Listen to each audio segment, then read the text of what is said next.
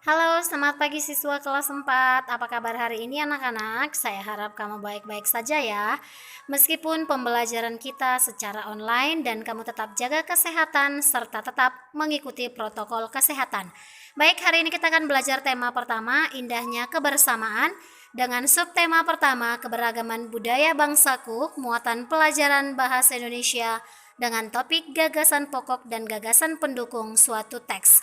Agar kamu lebih memahaminya, langsung saja kita ikuti pembelajaran berikut ya anak-anak. Selamat menyaksikan. Tahukah kamu, Indonesia terdiri atas berbagai macam suku, bangsa, dan budaya? Iya, tepat sekali. Namun tetap dalam satu wadah NKRI. Keberagaman tersebut merupakan anugerah dari Tuhan Yang Maha Esa. Untuk itu, kita wajib mensyukurinya.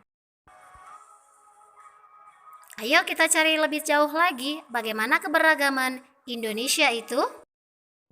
Baik anak-anak, sebelum kita bahas tentang gagasan pokok dan gagasan pendukung, saya harap kamu buka buku kamu tema pertama halaman 1 dengan judul di sana ada sebuah teks pawai budaya. Saya bacakan paragraf pertama. Pawai budaya sangat menarik bagi warga kampung Babakan. Pawai ini selalu menampilkan keragaman budaya Indonesia. Udin dan teman-teman tidak pernah bosan menanti rombongan pawai lewat. Tahun ini mereka datang ke alun-alun untuk melihat pawai tersebut.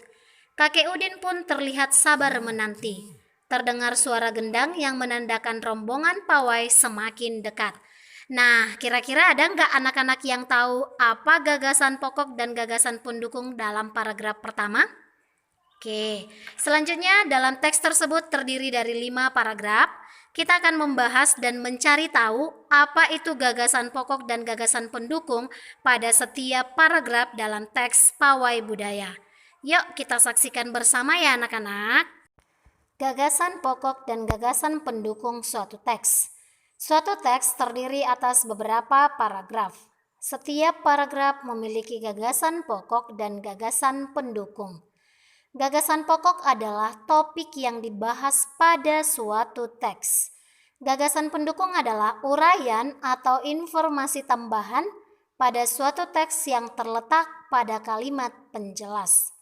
Gagasan pokok dan gagasan pendukung disampaikan tersurat maupun tersirat.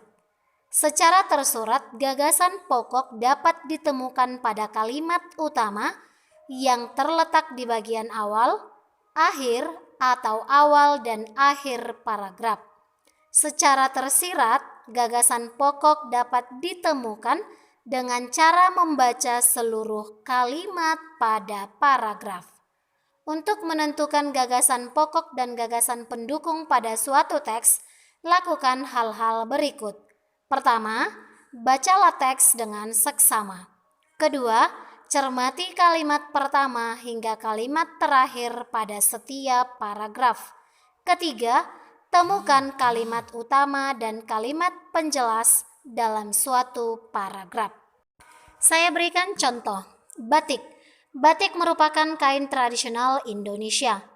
Kain batik dihasilkan dengan cara dilukis atau dicetak menggunakan malam atau lilin yang dipanaskan. Kain batik berasal dari Pulau Jawa.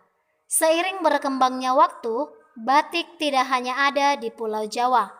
Beberapa daerah di luar Pulau Jawa juga menggunakan batik sebagai pakaian tradisional, misalnya batik Bali. Nah, anak-anak, dari paragraf tersebut kita bisa mengambil kalimat utama di awal paragraf, yaitu batik merupakan kain tradisional asli Indonesia. Dan kalimat penjelasnya yang pertama, kain batik dihasilkan dengan cara dilukis atau dicetak menggunakan malam atau lilin yang dipanaskan. Kedua, kain batik berasal dari Pulau Jawa. Kalimat penjelas ketiga, seiring berkembangnya waktu, batik tidak hanya ada di Pulau Jawa. Kalimat penjelas keempat, beberapa daerah di luar Pulau Jawa juga menggunakan batik sebagai pakaian tradisionalnya, misalnya batik Bali. Nah, berdasarkan kalimat utama dan kalimat penjelas tersebut, maka kita dapat menentukan gagasan pokok dan gagasan pendukung. Adapun gagasan pokoknya kita ambil dari kalimat utama, yaitu batik merupakan kain asli Indonesia. Sedangkan gagasan pendukungnya yang pertama, cara membuat kain batik yang diambil dari kalimat penjelas pertama. Yang kedua, tempat asal kain batik yang diambil dari kalimat penjelas kedua. Dan yang ketiga, persebaran kain batik yang diambil dari kalimat penjelas ketiga dan keempat. Maka anak-anak, kamu sudah paham saya kira bahwa gagasan pokok diambil dari kalimat utama dan gagasan pendukung diambil dari kalimat penjelas. Anak-anak perlu mengambil inti daripada kalimat-kalimat utama dan kalimat penjelas tersebut untuk dijadikan sebagai gagasan pokok dan gagasan pendukung. Saya kira kamu sudah paham dengan contoh yang saya berikan, maka sekarang tugas kamu adalah menentukan gagasan pokok dan gagasan pendukung pada paragraf pertama sampai 5 dari teks Pawai Budaya. Kamu kerjakan dengan diagram yang saya berikan. Selamat mengerjakan ya anak-anak.